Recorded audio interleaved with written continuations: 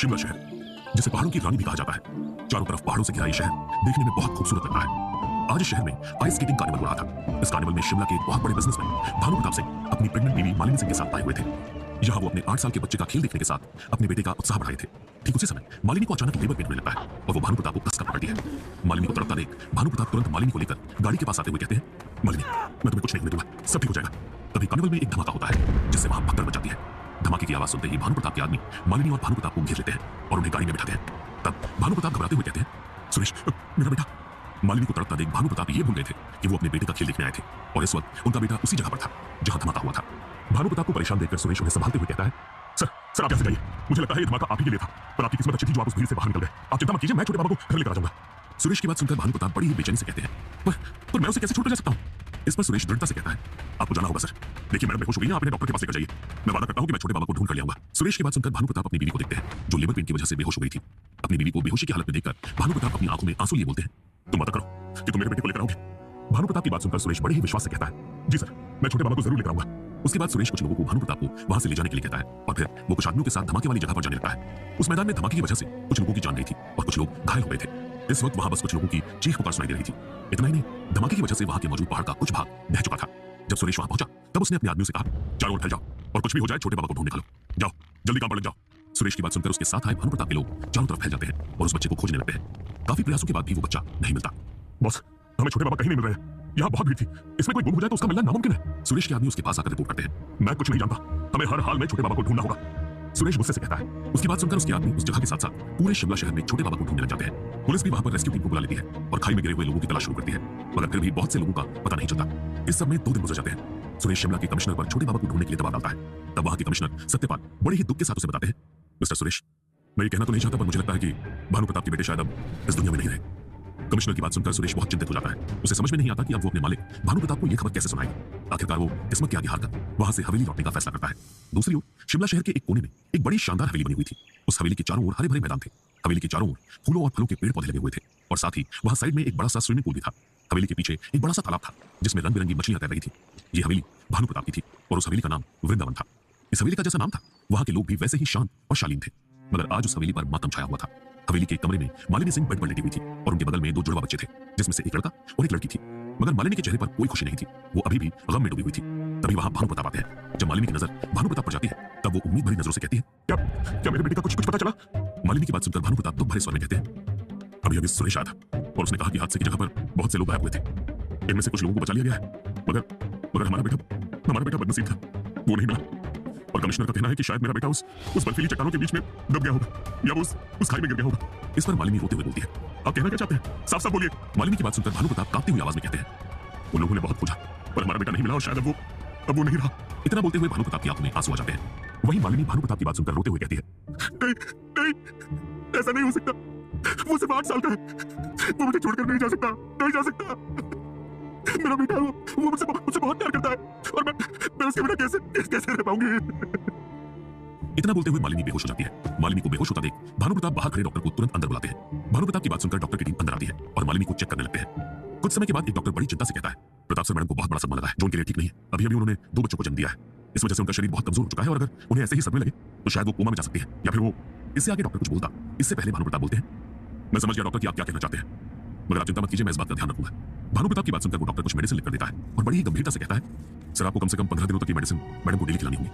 Doctor की बात सुनकर भानु प्रताप खुद को संभालते हुए बोलते हैं, हाँ मैं खुद उन्हें मेडिसिन खिलाऊंगा, आप निश्चिंत रहिए, अब आप जाकर आराम कीजिए, जब जरूरत होगी हम आपको बुला लेंगे। भानु प्रताप की बात सुनकर डॉक्टर की टीम वहां से निकल जाती है और वो सब हवेली के एक क्वार्टर में चले जाते हैं। वहीं भानु प्रताप अपने दोनों बच्चों को देखते हैं और फिर मालिनी को। जब उन्हें अपने बड़े बेटे की याद आती है तब वो फिर से रोने लगते हैं। तभी भानु प्रताप की पीठ पर कोई हाथ रखता है। ये देखकर भानु प्रताप पीछे मुड़कर देखते हैं। इस वक्त उनके पीछे उनके माता पिता खड़े थे। भानु प्रताप के पिता मोहन प्रताप सिंह और उनकी मां वसुंधरा प्रताप सिंह थे। अपने माता पिता को देखकर भानु प्रताप रोते हुए कहते हैं, मां, मैंने किसी का बुरा नहीं किया, फिर भी मेरे साथ ऐसा क्यों हुआ? अपने बेटे की बात सुनकर वसुंधरा दुख भरी आवाज में कहती है, इसमें तुम्हारी कोई गलती नहीं है बेटा, शायद भगवान को यही मंजूर था, शायद मेरे पोते की यहां से ज्यादा जरूरत भगवान को होगी, इसलिए उन्होंने मेरे पोते को अपने पास बुला लिया। वसुंधरा की बात खत्म भी नहीं हुई थी कि तभी मोहन कुछ सोचकर गंभीर होते हुए कहते हैं, बेटा तुम्हें अपने आप को संभालना होगा, तुम्हारे ऊपर बहुत सारी जिम्मेदारियां हैं और देखो अब तुम्हारे और 2 बच्चे भी हैं और बहू की हालत भी ठीक नहीं है, इसलिए अब तुम्हें सबका ध्यान रखना होगा। अगर तुम हिम्मत हार गए तो बहू का क्या होगा? वो बच्चों को कैसे संभालेगी? तुम्हें मजबूत बनना होगा और जिन्होंने वो बॉम्ब ब्लास्ट किया था तुम्हें उन्हें ढूंढना होगा और अपने बेटे की मौत का बदला लेना होगा। उन लोगों को बताओ कि सिंह फैमिली पर नजर डालने का अंजाम क्या होता है।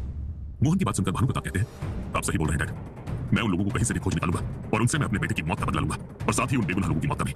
इस पर मोहन कहते हैं, हाँ मुझे तुम्हारे अंदर यही आग चाहिए, तुम हारे हुए अच्छे नहीं लगते, तुम्हें उन लोगों को दिखाना होगा कि तुम कमजोर नहीं हो।